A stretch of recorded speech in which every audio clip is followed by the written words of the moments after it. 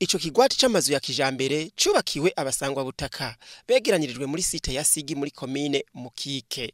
Bonaventure Ndohera aserukira abo basangwa butaka arashimira leta yashoboye kububakira amazu asakaje amabati. Izo bari basanzwe babamwo ntizaborohereza mu mibereho yabo ya misi yose na cane mu gihe c'imvura ngo kuko batari bakironka ivyo bazisakaza. Ibibazo twari dufise tukiba mu nzu za nyakatsi, twebwe imvura wahageze mu gihe cy'itasura ry'imvura twebwe twaganya.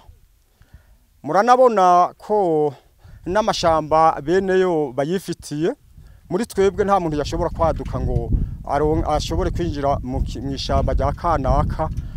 Uyo arongoye iyo site amenyesha kandi ko abasangwa butaka bafise umunezero mwinshi ngo kubera ko iruhande yo kuronswa uburaro baronkejwe n'amazi meza kugira ngo ubuzima bwabo bubandanye kurushirizaho buba bwiza. Rero jewe ndaryohewe nuko iterambere ryaje, kandi iryo terambere rero rikaba ryaje guteza imbere abasangwa butaka abantu nikora bitwa batwa.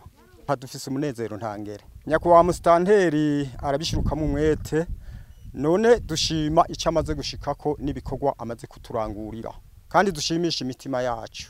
Urongoye komine Mukike Frederic Manirakiza amenyesha ko abo basangwa butaka nabo bagiye kubaheza.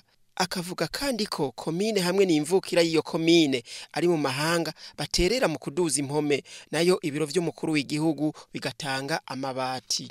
Uyo arongoye iyo komine arashima urugero ivyo bikorwa vyo kubakira inzu z'uburaro abo basangwa butaka bigezeko. Twiziga yuko mu misi mikeya bajya batwaza baba ahantu heza, rero ico cyose ni ikintu twirata cyane gose kugira ngo abarundi bose babeho neza.